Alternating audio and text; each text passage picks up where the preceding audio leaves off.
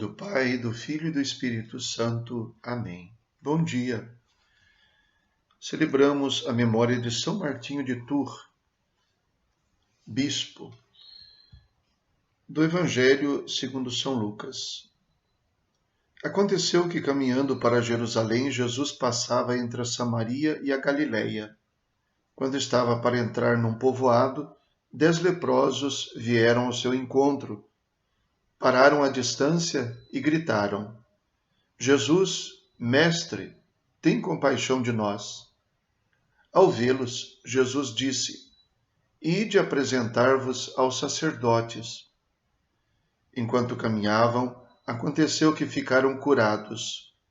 Um deles, ao perceber que estava curado, voltou glorificando a Deus em alta voz. Atirou-se aos pés de Jesus, com o rosto por terra, e lhe agradeceu. E este era um samaritano. Então Jesus lhe perguntou: Não foram 10 os curados? E os outros 9, onde estão?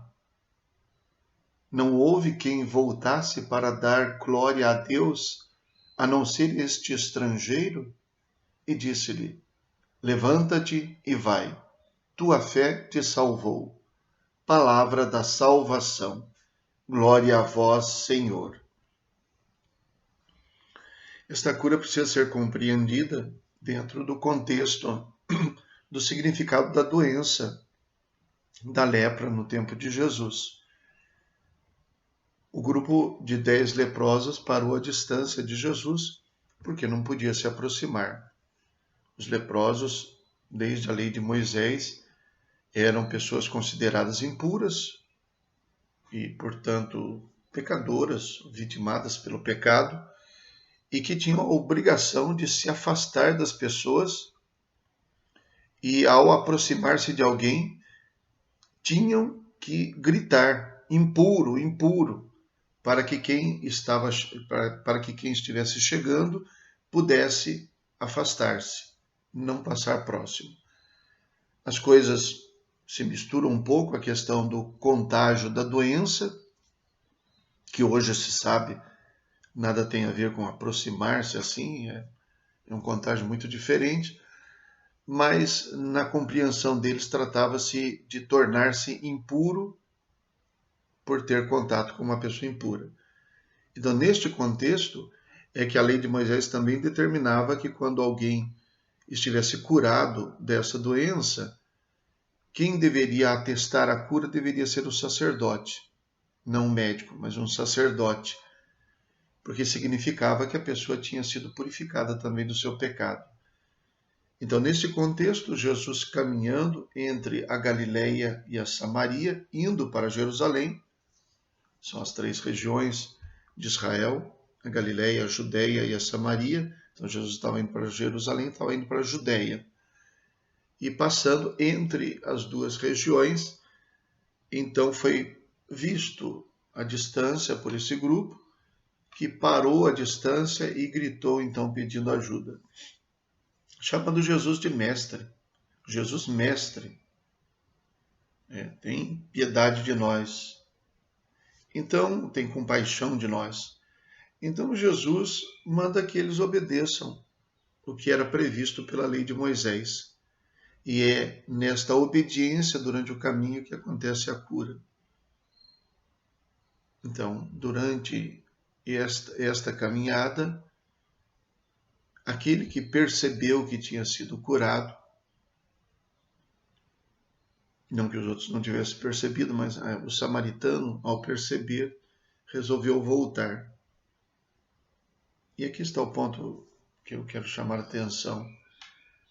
Ele acaba não cumprindo aquilo que a lei de Moisés determinava, pelo menos não naquele momento. Não sabemos se depois ele não voltou para apresentar-se ao sacerdote.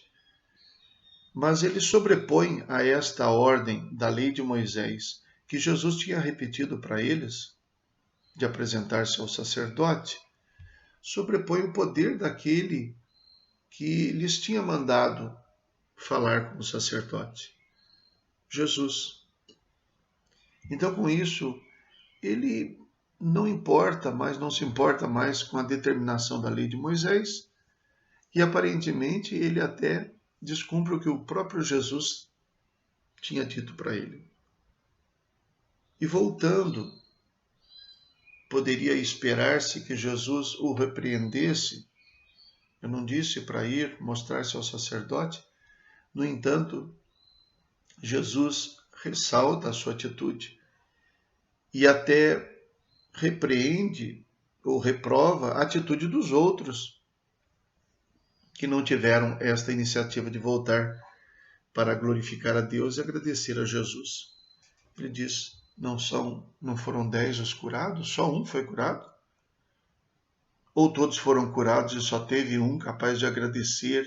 Mas mais do que agradecer, o que Jesus diz, dar glória a Deus. Dar glória a Deus, que significa reconhecer que a cura aconteceu por força de Deus que atua agora neste Mestre Jesus Cristo, muito mais do que pela obediência de uma norma dada pelos homens. Então, Jesus louva esta desobediência, eu diria de maneira diferente, Jesus louva esta espontaneidade e louva esta liberdade, esta capacidade de perceber por si mesmo a grandeza do que foi realizado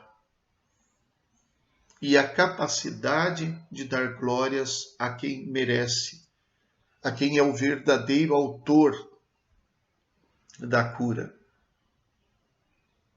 A apresentação ao sacerdote servia e era necessária para que se pudesse ter uma reinclusão na sociedade, para que pudessem voltar ao convívio da sociedade.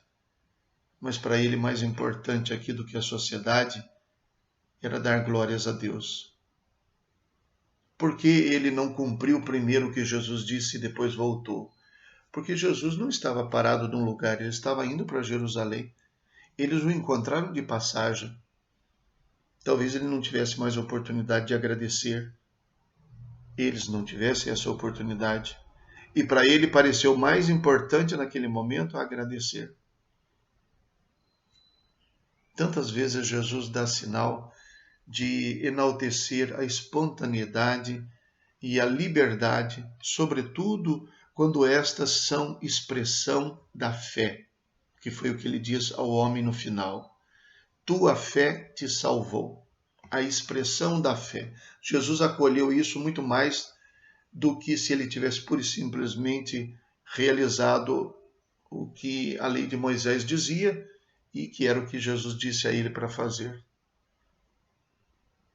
Na nossa vida precisa existir espaço para a liberdade, para a espontaneidade, que expressam a nossa fé com Deus. E, sobretudo, é necessário que a nossa capacidade de crer em Deus seja a expressão de quem se sente agraciado por Deus e tem necessidade de dar glória, muito mais do que aquele que conhece alguns preceitos para cumprir e procura cumprir um por um. A nossa relação com Deus não deve ser apenas uma relação de obediência, embora também deve ser. Mas muito mais do que obediência, nossa relação deve ser uma relação de gratidão, de amor para com Deus. E a obediência só tem significado quando ela expressa o nosso amor.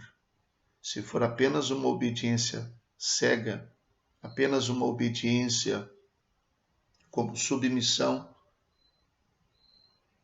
não chega a ser aquilo que Deus espera de nós. É isso que nós desejamos.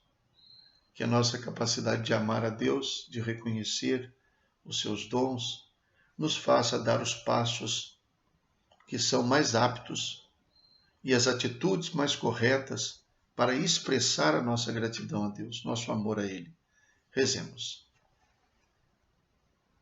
Ó Deus, que fostes glorificado pela vida e morte do bispo São Martinho, renovai em nossos corações as maravilhas da vossa graça, de modo que nem a morte nem a vida nos possam separar do vosso amor. Por nosso Senhor Jesus Cristo, vosso Filho, na unidade do Espírito Santo. Amém. O Senhor esteja convosco, Ele está no meio de nós. Abençoe-vos Deus Todo-Poderoso, Pai, Filho e Espírito Santo. Amém. Bom dia, fiquem com Deus.